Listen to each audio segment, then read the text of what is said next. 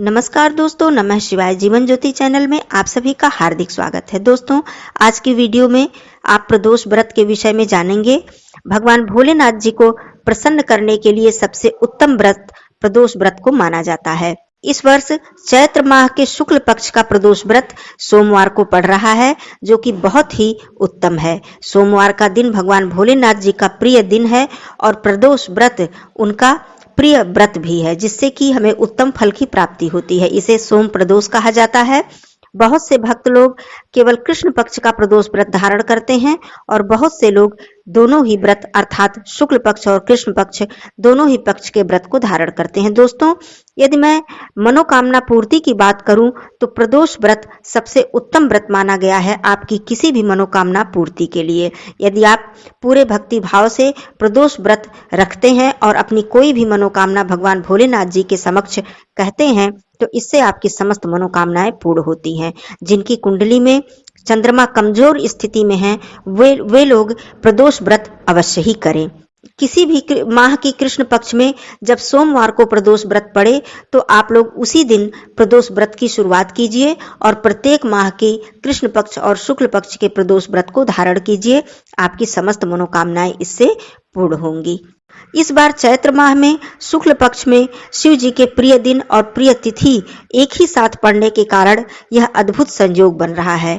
प्रदोष व्रत में सबसे अधिक महत्व होता है संध्या के समय की पूजा का, जो कि सूर्यास्त से 1 घंटा पहले और सूर्यास्त के 1 घंटे बाद का समय होता है। आइए जान लेते हैं प्रदोष व्रत की पूजा विधि के विषय में। चैनल पे पहली बार हैं तो चैनल को आप लोग सब्सक्राइब कर लीजिएगा। वीडियो आपको पसंद आता है तो एक लाइक जरूर कीजिएगा। कमेंट बॉक्स में नमः शिवाय जरूर लिखिएगा। दोस्तों, चैत्र माह शुक्ल पक्ष का प्रदोष व्रत 3 अप्रैल को रखा जाएगा। त्रयोदशी तिथि जब संध्या के समय व्याप्त होती है अर्थात रात्रि में आती है तो इसी समय प्रदोष व्रत को रखा जाता है और संध्या के समय भगवान भोलेनाथ जी की पूरी शिव परिवार की पूजा अर्चना की जाती है। यदि आप दोनों समय में मंदिर नहीं जा सकते हैं तो संध्या काल में मंदिर आप जाकर किसी भी शिवालय में जाकर पूरे शिव परिवार की पूजा अवश्य करें। इस वर्ष यदि मैं तिथि के प्रारंभ की बात करूं तो त्रयोदशी तिथि 3 अप्रैल को सुबह 6:24 पर प्रारंभ हो जा रही है और यह समाप्त हो रही है अगले दिन 4 अप्रैल को सुबह 8:05 पर। दोस्तों, शिव पूजा का शुभ मुहूर्त है शाम को 6:40 से लेकर 8:58 तक।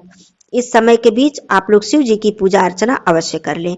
वैसे तो यदि मैं व्रत की बात करूं तो प्रदोष व्रत को निर्जला ही रखा जाता है, परंतु यदि आपकी शक्ति सामर्थ्य नहीं है तो मीठा फलाहार लेकर आप प्रदोष व्रत धारण कर सकते हैं। संध्या के समय स्नानादि करके स्वच्छ वस्त्र धारण करके आप शिव मंदिर में जाएं और शिव जी का अभिषेक करें। यदि आप पंचामृत से अभिषेक करते हैं तो अत्यंत उत्तम फलदायी होता है।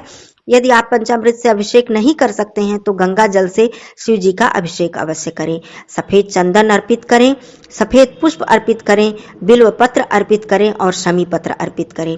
भगवान भोलेनाथ जी के मंदिर में प्रदोष व्रत के दिन संध्या काल में अखंड दीप जलाने का विशेष विधान है। यदि आप प्रदोष व्रत के दिन संध्या काल में घी का दीपक शिव मंदिर में जलाते हैं तो इससे आपको विशेष लाभ की प्राप्ति होती है। माता पार्वती जी की पूजा अर्चना करें, उन्हें लाल पुष्प और सिंदूर अवश्य ही अर्पित करें। गणेश भगवान जी, कार्तिकेय भगवान जी, साथ में नंदी जी की पूजा करना बिल्कुल ना भूलें। दोस्तों, पूरी तरह से पूजा अर्चना करने के बाद कुछ मीठा भोग प्रसाद शिव मंदिर में आप जरूर अर्पित करें। फल है तो फल अर्पित करें। घर आकर घर पे अपनी पूजा अर्चना करके भगवान भोलेनाथ जी की, माँ पार्वती जी की आरती करें। संध्या के समय यदि आप पूरे दिन निर्जला हैं तो पूजन अर्चन करने के बाद आप मीठा फलाहार जलपान ग्रहण कर सकते हैं। यदि आप फलाहारी व्रत हैं तो पूजा अर्चना करने के बाद आप फिर मीठा फलाहार ले सकते हैं। दोस्तों, धार्मिक मान्यता के अनुसार प्रदोष व्रत करने वाले भक्त को गौ दान करने के बराबर फल प्राप्त होता है। प्रदोष व्रत यदि सोमवार को पड़ता है तो इसे सोम प्रदोष कहते हैं, यदि शनिवार को पड़ता है तो शनि प्रदोष कहते हैं, मंगलवार को पड़ता है तो भौम प्रदोष कहते हैं। इस प्रकार प्रदोष व्रत किसी भी दिन पड़ता है उसका अलग अलग महत्व होता है और विभिन्न प्रकार से पूजा अर्चना करके हम भगवान भोलेनाथ जी की कृपा प्राप्त करते हैं। दोस्तों, यदि हम किसी भी मनोकामना को लेकर प्रदोष व्रत प्रारंभ करते हैं तो ऐसी कोई मनोकामना नहीं है जो प्रदोष व्रत को धारण करने से वो मनोकामना पूर्ण न हो जाए। दोस्तों, आप इस बात का भी ध्यान रखिए कि कभी भी शिव जी की पूजा में काले वस्त्र पहनकर उनकी पूजा न करें। प्रदोष व्रत के दिन या शिव जी के किसी भी व्रत के दिन क्रोध न करें, किसी का अनादर न करें, अपमान न करें, किसी भी प्रकार की बुराई, आलोचना, निंदा से दूर रहें। केवल शिव जी के चरणों में अपना ध्यान लगाकर प्रदोष व्रत को धारण करें और इससे आपकी समस्त मनोकामनाएं पूर्ण होती हैं। आइए प्रदोष व्रत की पावन कथा सुनते हैं। एक ग्राम में अति दीन ब्राह्मण निवास करता था। उसकी साध्वी स्त्री प्रदोष व्रत किया करती थी। उसे एक ही पुत्र रत्न था। एक समय की बात है, वह पुत्र गंगा स्नान के लिए गया। दुर्भाग्यवश मार्ग में चोरों ने उसे घेर लिया और कहने लगे कि हम तुम्हें मारेंगे नहीं, तुम अपने पिता के गुप्त धन के बारे में हमें बतला दो। बालक दीन भाव से कहने लगा कि हे बंधुओं, हम अत्यंत दुखी दीन हैं, हमारे पास धन नहीं है। तब चोरों ने कहा कि तेरे इस पोटली में क्या बंधा हुआ है? बालक ने निसंकोच कहा कि मेरी माँ ने मेरे लिए इसमें रोटियां दी हैं। यह सुनकर चोरों ने अपने साथियों से कहा कि साथियों, यह बहुत ही दीन दुखी मनुष्य है, अतः हम किसी और को लूटेंगे। इतना कहकर चोरों ने उस बालक को जाने दिया। बालक वहां से चलते हुए एक नगर में पहुंचा। नगर के पास एक बरगद का पेड़ था। वह बालक उसी बरगद के वृक्ष की छाया में सो गया। उसी समय उस नगर के सिपाही चोरों को खोजते हुए उस बरगद के वृक्ष के पास जा पहुंचे और बालक को चोर समझकर बंदी बना लिया और राजा के पास ले गए। राजा ने उसे कारावास में बंद करने का आदेश दे दिया। ब्राह्मणी का लड़का जब घर नहीं लौटा तब उसे अपने पुत्र की बड़ी चिंता हुई। अगले दिन प्रदोष व्रत था।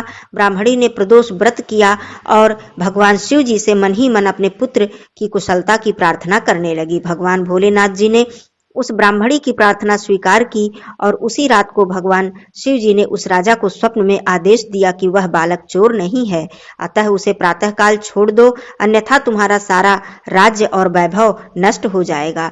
प्रातःकाल राजा ने शिव जी की आज्ञा के अनुसार उस बालक को कारावास से मुक्त कर दिया। बालक ने अपनी सारी कहानी राजा को सुनाई। सारा वृत्तांत सुनकर राजा ने अपने सिपाहियों को उस बालक के घर भेजा और उसके माता पिता को राज दरबार में बुलाया। उसके माता पिता बहुत ही भयभीत थे। राजा ने उन्हें भयभीत देखकर कहा कि आप बिल्कुल ही भयभीत न हों, आपका बालक निर्दोष है। राजा ने ब्राह्मण को 5 गांव दान में दे दिए जिससे कि वे सुखपूर्वक अपना जीवन व्यतीत कर सकें। इस तरह ब्राह्मण आनंद से रहने लगा। शिव जी की दया से उसकी सभी दरिद्रता दूर हो गई। अतः जो भी मनुष्य प्रदोष व्रत को धारण करता है वह सुखपूर्वक और निरोगी होकर अपना संपूर्ण जीवन व्यतीत करता है। बोलिए भगवान भोलेनाथ जी की जय, माँ पार्वती जी की जय। आप सभी लोगों को प्रदोष व्रत की हार्दिक शुभकामनाएं। फिर मिलती हूँ ऐसे ही वीडियो में, तब तक के लिए दोस्तों धन्यवाद। नमः शिवाय।